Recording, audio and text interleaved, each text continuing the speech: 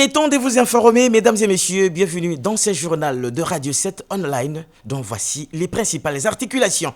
Le tenancier des bars, le DJ des boîtes de nuit réclament la réouverture de leur commerce et leur activité fermée depuis plusieurs mois. Ce mercredi, ils ont annoncé leur ras-le-bol devant l'hôtel de ville de Kinshasa. Vous allez les découvrir dans ce journal. L'INAP accorde à son tour au gouvernement congolais 72 heures pour répondre positivement à ses revendications. Sinon, les agents et fonctionnaires de l'État vont tirer des conséquences. Dans ce journal, vous allez suivre Fidel Kiyangui, le président de l'intersyndicale de l'administration publique du Congo. Et au grand marché de Kinshasa, les vendeurs ont vandalisé le magasin et boutique des Indiens pour cause de la mort des Congolais en Inde. C'est tout pour les sommets, mesdames et messieurs. Bienvenue dans ce journal. Direction Parlement, mesdames et messieurs, après l'Assemblée nationale, c'est maintenant le tour du Sénat congolais d'autoriser pour la 5e fois la prorogation de l'état de siège dans une partie de la République démocratique du Congo. Il s'agit de l'Ituri et du Nord Kivu. Je vous invite à suivre le président de la Chambre haute du Parlement, Modeste Sebati. Sur 80 participants à la séance plénière d'aujourd'hui, 78 sénateurs ont voté pour. 2 sénateurs ont voté contre. Aucune abstention. Par conséquent, le Sénat adopte le projet de loi portant prorogation de l'état de siège dans les provinces de l'Ituri et du Nord Kivu. Ce projet de loi sera transmis aujourd'hui même à son Excellence, Monsieur le Président de la République, pour promulgation. Le président Modeste Sebati a échangé mardi avec le représentant pays de l'Institut international de l'agriculture tropicale, Zoumana Bomba. Au menu de leur tête-à-tête, l'avancement des travaux de construction de l'Institut africain de leadership agricole. L'invité du président du Sénat a, au cours de cet entretien, montré la volonté de sa structure d'accompagner la vision du chef de l'État, Félix Tshisekedi, seul de diversifier l'économie congolaise avec un accent particulier sur l'agriculture. Zoumana Bomba au micro de Stanislas Tamboué. Le président de la République a une vision. Et cette vision doit se traduire en action. Ces actions, plutôt, vont se traduire dans plusieurs domaines. La recherche, le développement des entreprises agricoles, et formation, etc. Il faut le traduire en actes. Et cet institut de leadership va servir aussi à cela. On va accompagner le chef de l'État dans la mise en œuvre de sa vision, effectivement. Nous allons en fait mettre un accent particulier sur le Congo et sur le Nigeria. Et pourquoi? Parce que le Nigeria, c'est la première puissance économique de l'Afrique. Le Congo a toutes les potentialités sur le plan agricole. Au ministère des Finances, le gouvernement sera bientôt doté d'un fonds d'investissement pour la diversification de l'économie. L'annonce a été faite mardi par le ministre des Tutelles, Nicolas Kazadi, au cours d'une importante réunion qu'il a eue avec les opérateurs miniers œuvrant en République démocratique du Congo. Les condensés avec Louis Vatoum, président de la Chambre de mines, au micro de Stanislas Tamboué. L'administration de la TVA présente et à venir, mais également le problème de recouvrement des recettes d'exportation, de rapatriement des recettes d'exportation des miniers et également les différents contentieux douaniers que nous avons et bien d'autres problèmes liés à une fiscalité, une parafiscalité qui affecte énormément la trésorerie de beaucoup de nos membres au niveau de la Chambre des mines. Nous avons d'abord trouvé une oreille très attentive auprès de son Excellence, Monsieur le Ministre, une grande ouverture d'esprit de collaboration. Nous avons convenu de mettre une commission qui va s'approfondir sur des sujets importants. D'un côté, les sujets stratégiques, mais également les sujets que nous rencontrons au quotidien.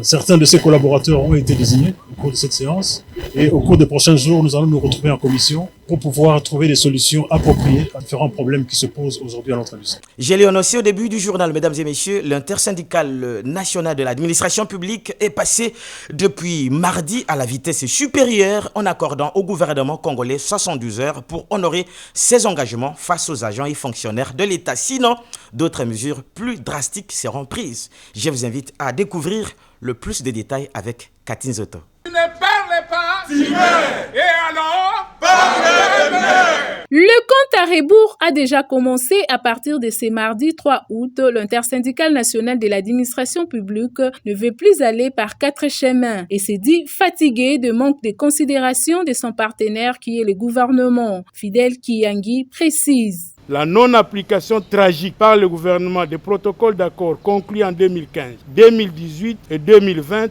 dont principalement celui de 2018, axé sur la grille barémique négociée avec la tension de 1 à 2,38, accordant aux huissiers les montants de $200 américains. Application échelonnée en 3 paliers et en 3 années, 2019, 2020 et 2021. Les traitements déséquilibrés des différents corps opérant au sein de l'appareil administratif étatique. Pour preuve, le gouvernement consent d'aligner pour les primes des 5 000 professionnels et administratifs de la santé non médecins et aux médecins grévistes, le gouvernement promet de suspendre l'hyper et d'ajouter 200 000 francs congolais aux jeunes médecins dès le mois de juillet. Le président de l'INAP n'a pas oublié la situation des agents et fonctionnaires de l'État qui contribuent à plus de 98% au budget de l'État. C'est dans ce sens que tout est décidé, comme le dit Fidèle Kiyangi. Par conséquent, l'INAP lance un ultimatum de 72 heures allant du mardi 3 au jeudi 5 août 2021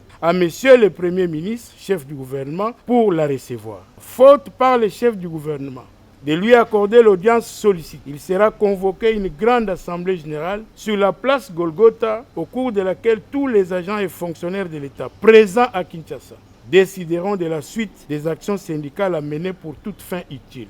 L'INAP demande aux agents et fonctionnaires de l'État d'être en alerte et attendre le mot d'ordre qui sera lancé à l'expiration de l'ultimatum. Cette décision est prise après 2 réunions respectives, d'abord avec les 60 membres et syndicats représentatifs et ensuite avec tous les présidents des délégations syndicales couvrant les différents services centraux de l'administration publique et les régies financières. Le gouvernement est avisé.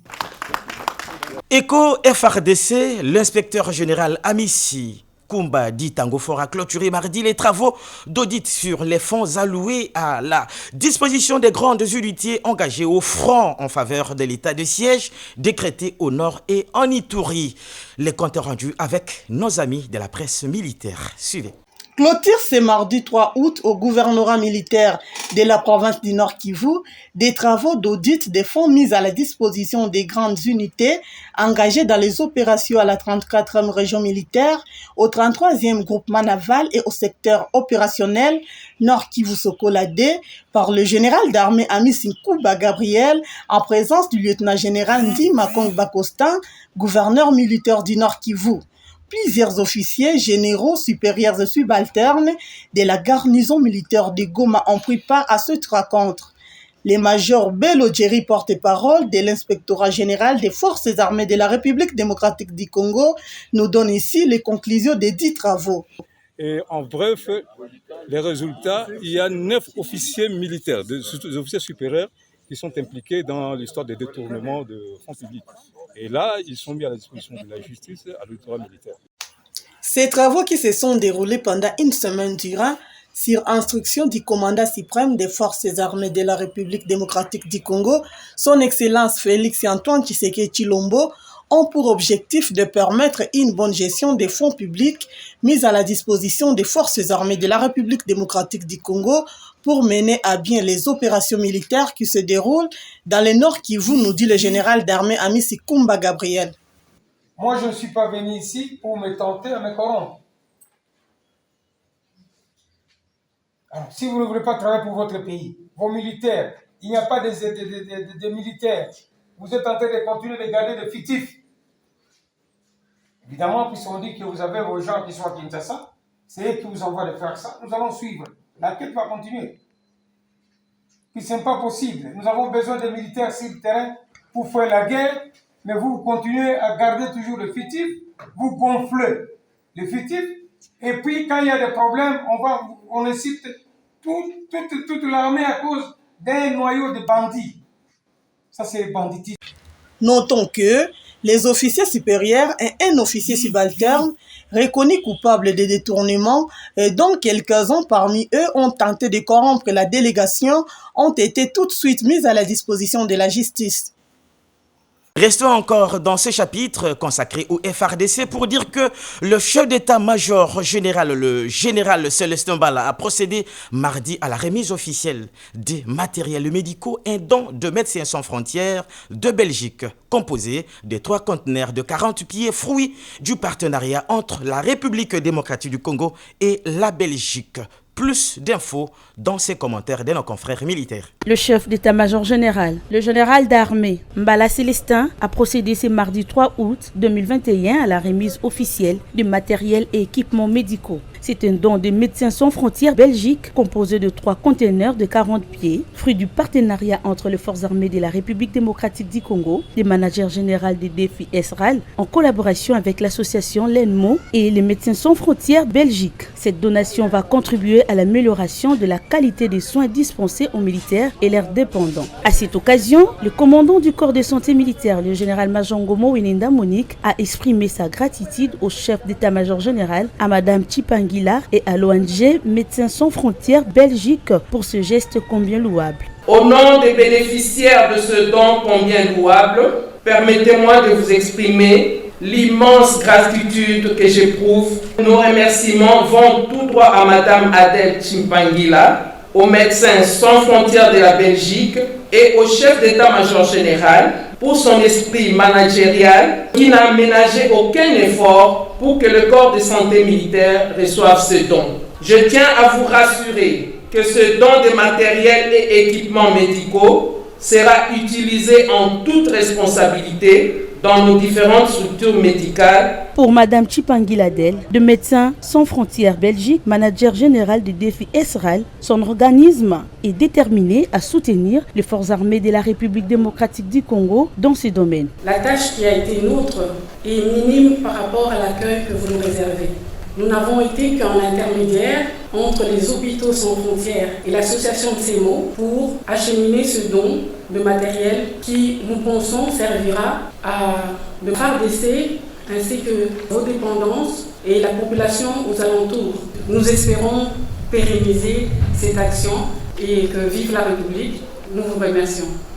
Je l'ai annoncé au début du journal, mesdames et messieurs, le tenancier de bar, le DJ des boîtes de nuit de la ville de Kinshasa ont manifesté ce mercredi leur mécontentement devant l'hôtel de ville de Kinshasa pour contester contre la fermeture de leur commerce par les autorités du pays. Ils qualifient cette décision d'injuste et plaident pour la réouverture de terrasses et bars. Je vous invite à suivre ce reportage de Michel Chieu. Il y a des milliers de personnes qui vivent dans Moussala ou Yaboutou. Je peux dire, il y a Bana Yangouba, il y a Bana Brochette, Bana Baïfé. Les jeunes, ils se débrouillent peut-être sans francs et ça la case à la maison. Quand Bokangi Bisso, il y a pas, quand on ne travaille plus, on est à la maison, on fait. Maman, il ne peut pas battre pour ton camouflage.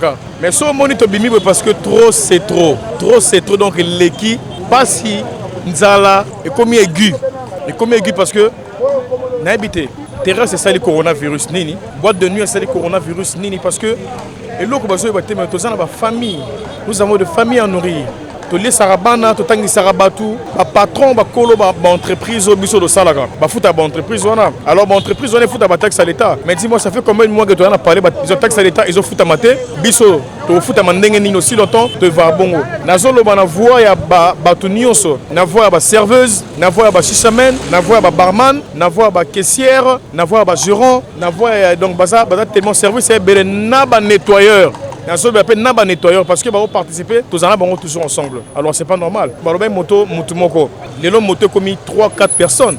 Transco, Tala Transco, premier plan. Ils ont plan A. Tu n'es pas citoyen de la ville, gouvernement de la ville. Tu es fingaté, tu es saccagé, tu es yibaté po. Ils appellent na bisoté. Tu es revendiquer droit na biso. Ce qui va aux attaques d'accord, il y a tigala bisoda. Si ba 22h, ba 23h, ba tigala biso. Nous sommes d'accord. La population quinoise en colère contre la mort des Congolais en Inde. Certains magasins incendiés au marché central de Kinshasa. Suivez, c'est condensé.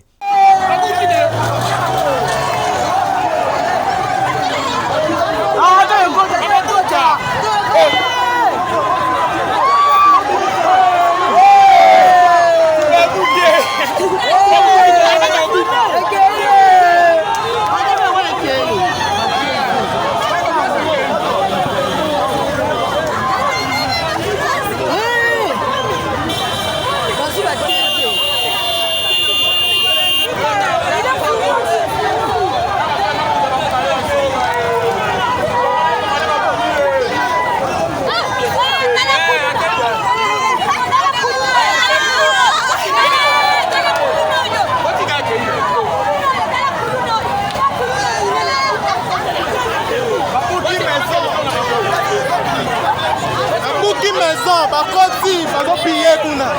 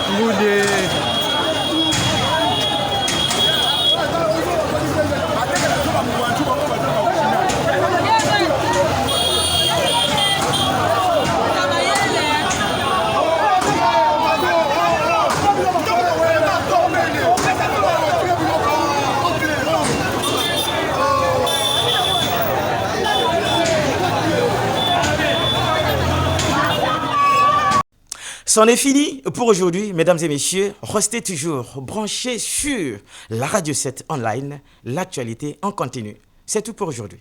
Au revoir.